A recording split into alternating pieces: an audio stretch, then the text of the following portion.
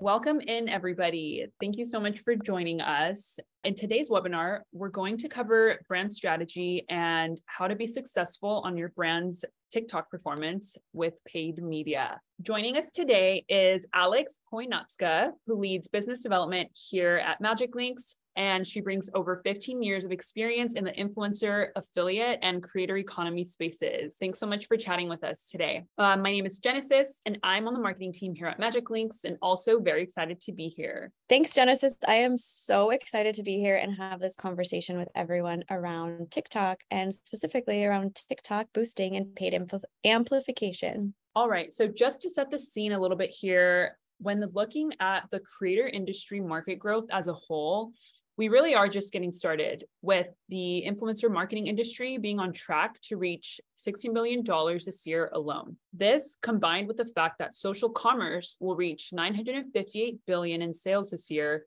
and $2.9 trillion by 2026, is truly a recipe for massive growth potential for brands. So why TikTok? For brands, TikTok is a key platform that can be an impactful driver of social commerce and ROI. When you consider that half of Gen Z TikTok users are likely to buy something while using TikTok, it becomes easy to see the why. But the how is the key here. So I kind of just want to touch on that a little bit. And a trend that we're really seeing is that hyper-polished aspirational content has been losing its shine. And in its place, we're seeing authenticity. Over the last year, we've seen brands embrace the side of TikTok and actively integrate realness into their marketing strategies. TikTok's own messaging and mantra at one point was a bold call to brands to not make ads, make TikToks. This was TikTok's clear invitation to be more creative and more authentic, and to create content that truly speaks to people. So Alex will go ahead and give us a deep dive on all things paid and performance on TikTok. Yeah, excited to be here and chat with you about TikTok. Before we dive into paid, I just wanted to further iterate on what Genesis said in terms of don't create ads, create TikToks. Authenticity is so key. It's one thing that makes TikTok so unique. And the most successful videos that we've seen on TikTok are the ones that take a more authentic approach. It's real video content versus this ultra polished content. We have so much data around what types of videos perform. So before we get into TikTok paid and why it's important, we need to take a step back and also honor the fact that creating the right content for paid is really critical. Creating the right content for TikTok is really critical. Thinking about this before you even run an organic TikTok, an organic piece of content, or through MagicLinks, where you're creating pieces of content on behalf of a brand. We really know what type of TikTok content works really well based on our data. The reason why TikTok has also blown up so much in the last couple of years, and there's so many people on TikTok, especially those younger audiences. Gen Z is super active on TikTok. That being said, TikTok is for everyone. There is something for everyone. The influencers and the creators that are on there are definitely seeing overnight fame. TikTok algorithms are still very favorable. There's a lot of discovery happening. So as a brand, you also want to take advantage of that. Creators are taking advantage of it by growing their audiences, by seeing what sticks, by creating content that really resonates with that TikTok audience. Guess what? This is your chance to insert brand here and put your brand at the forefront of TikTok community. And this is really relevant to TikTok paid as well, because one thing that we've noticed on TikTok is that it's not necessarily always so cut and dry, that a creator will have 1 million followers and their engagement rate is 10%. That's not always the case. Every video is wildly different based on the video, not on the creator. So even if you cast the right creators, even if you have an influencer that has 1 million followers and has incredible beauty content, that doesn't mean your specific piece of content and video will get as much love as their previous videos. That's why 2 things are really important. 1, knowing what type of content works, knowing what type of content drives engagement, and knowing exactly how to boost it, which is what brings us to paid. The boosting piece, what we call the TikTok two-step, is the perfect formula for a brand to make sure that they're really incredibly creative, raw, awesome, bursting with creativity video gets noticed on TikTok. The way they get noticed is that the piece of content is right and that we put paid boosting behind it to give the brand an opportunity to make sure they're reaching not only the influencer audiences, but other relevant audiences as well, and taking advantage of all the activity and all the engagement and all the eyeballs that are currently occurring on TikTok. So now that I've highlighted at a high level the importance of, one, just making sure your brand is taking advantage of all the growth happening on TikTok, and two, why it's important to understand what types of content do and perform really well on TikTok, but also make sure you're putting paid boosting behind it, because the two and two work really nicely together and go hand in hand. So we've outlined 6 strategic tactics to make sure the execution and the way that you're approaching TikTok leads to ultimate success in your influencer marketing strategy. The first one, utilize true performance data. I can't tell you how many brands will look at some creators and get enamored with the follower count. It's a shiny object. It's definitely something that has led the way in terms of determining whether or not somebody has an impact or not. So I don't blame them. But looking at follower count is really not where we need to be. We need to look at true performance data. That means we need to know the engagement rate, the click-through rate, the sales, the conversion. We sit in a very unique position where we run a tech platform that tracks everything. So we have so much first-party purchase data, traffic data, social listening data, where we can determine a creator's engagement rate. We use all of that and mix a little bit of art and science. This is the science, this is the data, this is what makes it really strategic and thoughtful, so that we're not just throwing something at a wall and seeing what sticks. We work with creators who have proven success based on the numbers.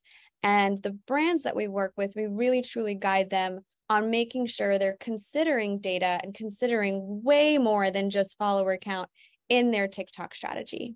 Number 2, top performing creative. I said earlier that it doesn't really matter how many followers an influencer has on TikTok. An influencer can have 1 million followers, but one video can have 5,000 views and another video can have 500,000 views. The videos are the ones that are driving the engagement. Knowing the types of videos that we should be creating, knowing the types of videos that are driving engagement, this is where the art comes in as well. I mean, it's a mix of the numbers and the art, because obviously we're looking at the view through rate and the engagement rate of the videos as they relate to the influencer's follower count. So that gives us really good data points. But then we take it one step further and determine, okay, why? Why does this particular video have a 10% engagement rate? Why does this particular video have more view throughs than this other video? We understand, and our team at MagicLinks understands the actual content that performs, and not only from a data perspective, but an intuitive mix and an artistic mix of, okay, now we know that musical overlays do really well, that natural makeup looks do really well, that when an influencer is tying this to something and telling a story, it also does better than when they're not telling a story. These are just hypothetical examples, but it's another tip in terms of determining how to make your TikTok strategy successful. Really focus on the videos themselves, not just the creators. Number 3, it's also not that helpful to see a video or creator engagement rate for a specific category without the context. Competitive insights and benchmarking provides more context to know, well, is this view through even good? What is a good view through rate? What is a good engagement rate? What's a good benchmark? So making sure for your specific category, you're looking at those so you're not setting yourself up for failure and you're not measuring against something completely impossible. Beauty benchmarks look very different than travel benchmarks, for example. So knowing what those look like for your specific category, or even taking that a step further and knowing what that looks like for a single brand, direct to consumer brand versus a multi-brand. Knowing these things can really set you up for success so you can pinpoint exact goals. And also when you're reviewing content and getting ideas for the creatives that work really well, you have some sort of baseline in mind. Number 4, dance the two-step. We love calling it the two-step because it's a combination of, one, the creative, the campaign, the actual content that we will be producing along with the brand, along with the creator, knowing what's working, using the data, using the benchmarks, creating beautiful content.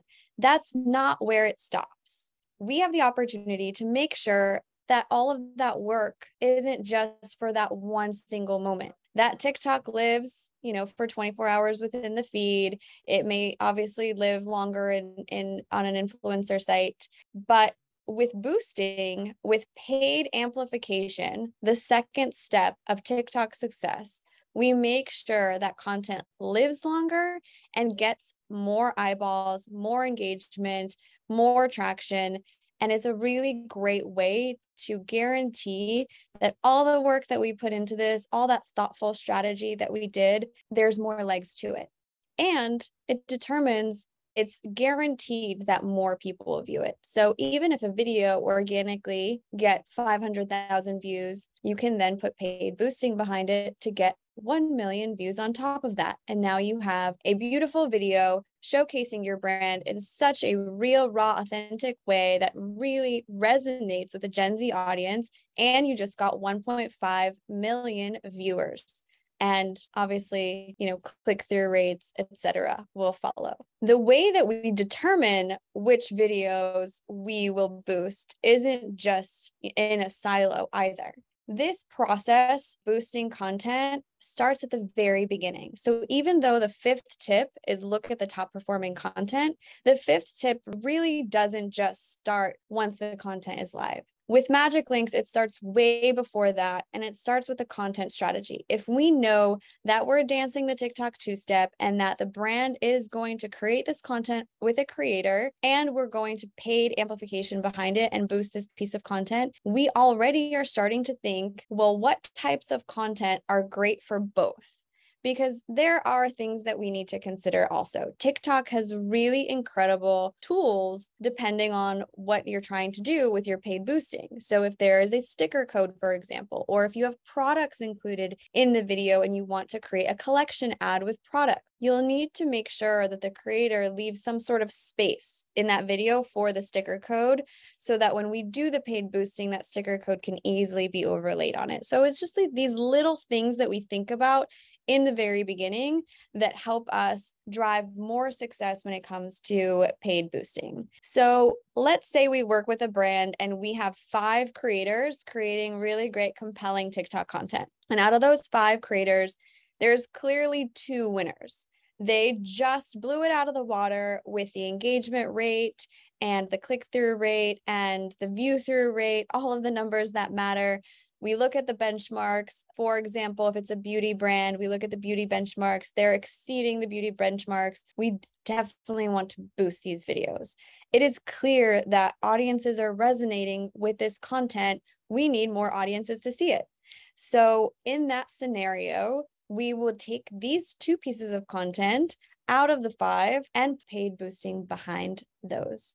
Number 6 says utilize the ad features to optimize. So depending on the goals, depending on the category, depending on the brand and the product, there are certain ad features that MagicLinks has access to with TikTok. We are a preferred TikTok partner. We have access to ad features. Another reason to work with MagicLinks on your TikTok strategy, utilizing ad creatives such as the sticker code, collection ads, definitely helps drive higher performance for that piece of content when we do boost it. A great example of that is a direct-to-consumer fashion brand that utilized MagicLinks for their TikTok strategy, created really great TikTok content videos showcasing their new fall collection. When we did the paid boosting, we utilized an ad feature called collection ads, which allowed us to tie the exact products that were in the video and make them really easy to shop in that paid boosting experience. Another example is a direct-to-consumer brand that sells housewares and home goods, and they were featuring one specific product. So collection ads isn't really that necessary when you're focusing on one specific product, but a sticker code is, because that creator had their own unique code for 10% off. So their code, for example, was Alex10, and we were able to stick that in a way in the piece of content that didn't take away from the content and drove a lot of success for the brand. So in a nutshell, these are our strategic tactics for paid media success on TikTok.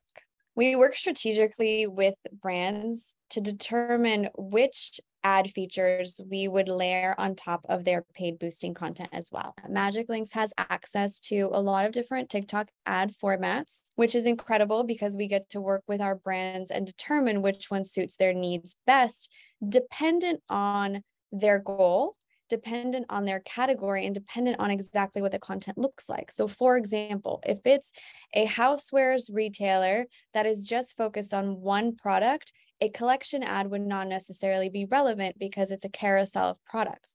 It's content that's featuring one product. So we're going to use the gift code sticker to highlight that unique creator code over that one product. However, if it's a fashion brand and the TikTok video shows like 4 different ways to wear one skirt, and there's so many products included in that TikTok video, collection ads is a really great ad feature to include there because it ties all the products to that specific piece of content, and it makes it super easy for consumers to shop within that experience. We work with brands on determining not only the right pieces of content and the right audiences to target within the paid boosting strategy, we also figure out which one of these ad formats is the best approach for their goal and their category. So one thing I wanted to highlight, just a quick case study you could take home with you today. Brands work with MagicLinks on their TikTok strategy, not only on the creating content for TikTok with our creators, but also boosting it and amplifying it, especially during peak times, product launches, and to focus on specific initiatives.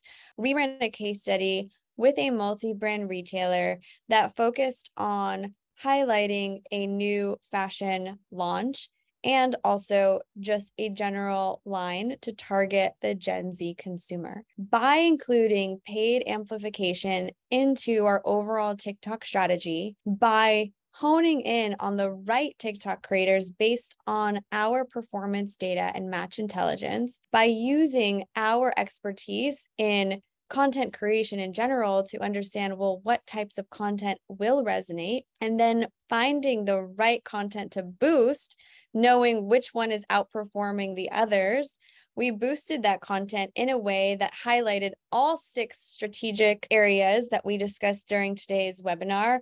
We saw incredible success, and you can see that highlighted here. We actually do have a couple of questions rolling in from our viewers. So the first question is, how much should a brand budget for paid amplification on TikTok? The budget that you put behind it, just as in all things, is really custom to the brand and their goals. But if a brand is looking to add another 1 million impressions, then I would budget $25,000. And just so it's very clear as to what this goes towards, you can't just boost the content. You have to get usage rates to boost that content. So there is a fee for usage rates as well. And then there's the fee that you pay to TikTok to boost the content. MagicLinks negotiates really great usage rates on behalf of brands. And then we have obviously our partnership with TikTok, where we have access to certain ad features at that level of spend, whereas some brands will not get access to features like collection ads unless they're spending $100,000 in paid boosting. So in summary, it depends, but if you're looking at driving 1 million impressions in addition to what you've already done, then 25,000 is a really good benchmark. Perfect. It's asking, How does TikTok paid media measure up against other platforms, particularly Facebook and Instagram? That's a really, really great question. I think in terms of pricing, what we've seen to date is that TikTok is more affordable than the other platforms. That being said, TikTok prices are on the rise. So it's a really good idea for brands to get in when they did, if they're already running campaigns on TikTok. And if you're not already running campaigns on TikTok, both actual creator campaigns and the paid boosting, I highly suggest you get in now because prices are going up. But comparatively speaking, it's still very affordable in terms of the CPM you're able to get on TikTok versus Facebook and Instagram. In terms of the audiences, again, it's all based on the targeting. So it's determined by the brand goals. But that being said, TikTok again does skew a little younger. So the difference is if you're a brand wanting to get in with that Gen Z audience, TikTok is your platform of choice. So we have another question that has just come in as well. And it is, how do you optimize and target for specific goals and KPIs? So say traffic versus conversion. There are so many ways. So it really goes back to the entire presentation and it starts at the very beginning. So if the goal is traffic, that piece of content will look very different than if the goal is just view through and engagement. And there's content for pure entertainment, and then there's content that elicits a response. So just from the onset of a campaign, we're going to discuss strategy in terms of content creation with the brand, and that content will look different depending on the brand goals. So that's not only the content, but it's the creators themselves. There are creators that are really good at getting high view through rates, that have high engagement rates, but they just don't cut it when it comes to conversion. Their audience isn't following them to shop. Their audience is following them for pure entertainment value. If a brand wants to work with us on a campaign that drives conversion, we're not going to tap into those creators. We're going to tap into creators that seem to have an audience that will take action and purchase from that creator. That doesn't necessarily always translate to follower counts. A lot of it, honestly, mid-tier type of influencer, that influencer that has like around 250,000 followers, sometimes convert way better than the 1 million follower creator. So it's all about casting the right creators based on the goal using MagicLinks match intelligence and our first party purchase data. And our social listening tools. So it's about finding the right influencers that match the goal, making sure we have a content strategy that clearly aligns with what we're trying to do here. And then on the paid boosting, if the goal is conversion, we will use things like collection ads, for example. But if it's brand awareness for an event, the countdown sticker code is perfect. So all of those things are really important to consider, and they're very different based on the brand goal. Another question that's come in is, how would you define, paid media versus whitelisting, or now known as allow listing? Are those the same? Are those different? Yeah, I think so. On TikTok, it's just a standard to have the content come from the influencer handle. So it's all one and the same. Personally speaking, what we've seen work really well on our end is whitelisting and allow listing, which is where we get permission to have the content come from the influencer handle. It performs better. It resonates better.